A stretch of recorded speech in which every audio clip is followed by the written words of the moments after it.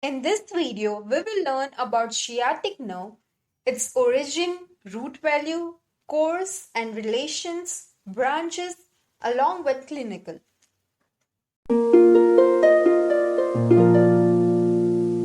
Sciatic nerve is the thickest nerve in the body. It is also the chief nerve of the posterior compartment of thigh.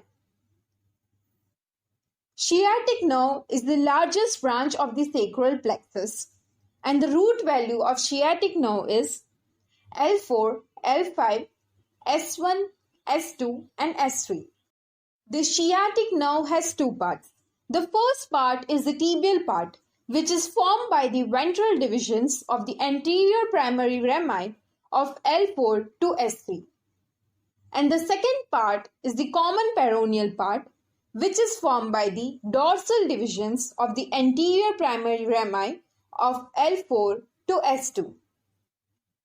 Seeing its course and relations. The sciatic nerve is firstly located in the pelvis, in front of the piriformis muscle. Then it enters into the gluteal region via greater sciatic foramen below the piriformis muscle. It runs downwards, passing between the ischial tuberosity and greater trochanter. Seeing the relations of sciatic nerve in gluteal region. In gluteal region, sciatic nerve lies superficial to gluteus maximus muscle, whereas the deep relations of sciatic nerve are obturator internus, superior gemellus, and inferior gemellus. Then after, the sciatic nerve enters the back of the thigh at the lower border of gluteus maximus. It runs vertically downwards up to the superior angle of popliteal fossa, and at the junction of the upper 2/3 and lower 1/3 of the thigh, it terminates by dividing into two branches.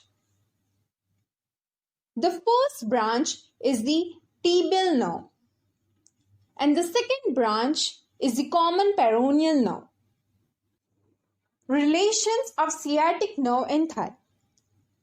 The sciatic nerve is superficially crossed by the long head of biceps femoris, and deeply it lies on the adductor magnus muscle. Branches of sciatic nerve. The sciatic nerve gives articular branch to the hip joint, whereas its tibial part gives muscular branch to supply the muscles like semimembranosus, semitendinosus, long head of biceps femoris, and ischial head of adductor magnus. Similarly, the common peroneal part will give its muscular branches to short head of biceps femoris. Did you know that sciatic nerve is accompanied by a small companion artery, that is arteria nervi ischiadicae? Also, when the sciatic nerve gets divided into tibial nerve and common peroneal nerve, the one point of identification of both the nerve is that the tibial nerve lies medially and the common peroneal nerve always lies laterally.